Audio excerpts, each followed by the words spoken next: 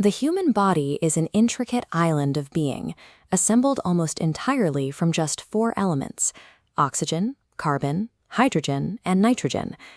These heavy elements did not exist at the dawn of the universe. They were forged in the high-pressure cores of ancient stars and then scattered across the cosmos by supernova explosions.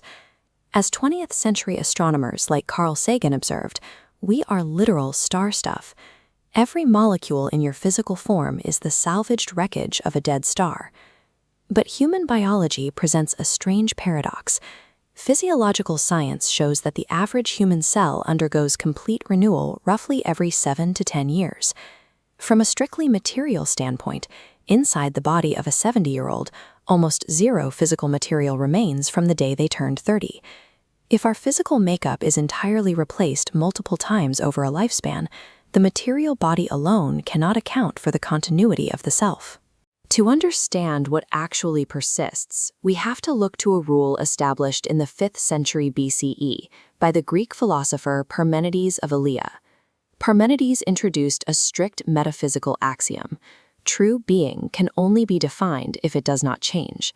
If a thing mutates, grows, or alters over time, it is merely a temporal phenomenon. It is not the eternal essence. To find the true metaphysical architecture of the self, we have to systematically deconstruct human existence into 4 distinct layers. By applying this Parmenidean filter, we can strip away everything that changes, leaving only the true eternal core. We begin with layer 1, the body. It is a sacred vessel, the material stage for spiritual growth. Applying the Parmenidean test, we find the body undergoes physical renewal every decade. It is highly mutable. The body is essential for experiencing time, but its continuous alteration means it fails the test. It is not the unchanging core. Moving one layer deeper, we find layer 2, the mind and the ego. This functions as the operating system bridging the physical body and the outside world. 20th century depth psychology, influenced by figures like Sigmund Freud, framed the ego as a mediator between basic instinct and societal norms, or as a center of consciousness aiming for individuation. In this theological framework, the ego has 2 distinct functions. It is the observer of incoming data and the decider of outgoing actions. This operating system runs on 2 settings. The face of protection ensures survival and fulfills daily duties. The face of separation isolates the self, views others as competitors, and blocks love. Buddhist philosophy often addresses this isolation through the concept of no self, or anatman, seeking to extinguish the ego entirely. Here, the goal is not extinction, but structural realignment, keeping the ego intact, but pointing it away from fear and toward love. But applying the Parmenidean test, we find the mind is constantly updated by new information, altered memories, and shifting emotional states. The mind's data state changes daily. It operates as a fluid interface rather than an eternal, unchanging essence. We drop to layer 3, the soul. In this architecture, the soul is strictly the meta-observer. It steps back to watch the mind's activity and guides it toward the sacred. The 2nd century theologian Irenaeus proposed the concept of soul-making. He argued that humans are created incomplete and must grow into completion over time. The soul builds muscle and matures through deliberate experiences, moments of daily silence, ethical decisions, and acts of service.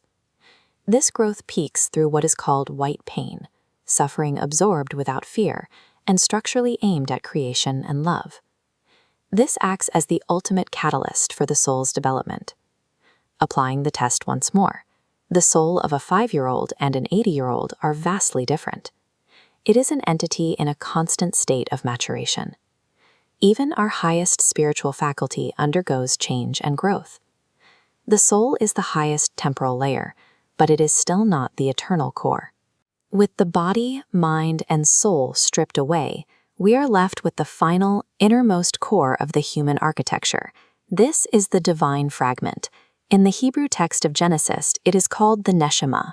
It is not a biological component or a learned cognitive state. The text describes this fragment as being breathed directly into the human form. It acts as a non-local piece of the divine, bypassing the rules of temporal mutation entirely. This is the only part of the human architecture that passes Parmenides' test. It does not age, It does not learn, and it does not decay. This unchanging fragment is the true, eternal I. It survives entirely independent of the physical degradation or mental shifting of the outer layers. To visualize how an eternal fragment can exist inside a changing body, we can look to 21st century cosmology as a precise heuristic metaphor. Albert Einstein's theory of relativity introduced the concept of the block universe. In this framework, past, present, and future do not simply vanish. They are equally real dimensions mapped within four-dimensional spacetime. Returning to our diagram, we map the four-layer model onto this concept. The body, mind, and soul warp and age as they pass through cross-sections of time. The divine fragment, however, exists as a fixed line piercing straight through the four-dimensional spacetime block. Modern cosmology shows that 13.8 billion years ago, before spacetime expanded, all matter in the universe originated from a single, infinitely dense point. Just as all cosmic matter expanded from this singularity, the unchanging core within the individual is a non-local fragment of that original source, a universal field of energy Eden theology terms the Eden love field. This realization provides a systemic upgrade to modern faith, shifting theology away from a 1,500-year-old operating system driven by fear and an obsession with the fate of our mutable layers. By running on an operating system based in love, we recognize that our eternal core is already structurally intact and safe. That certainty frees the ego and the soul to simply observe, serve, and grow.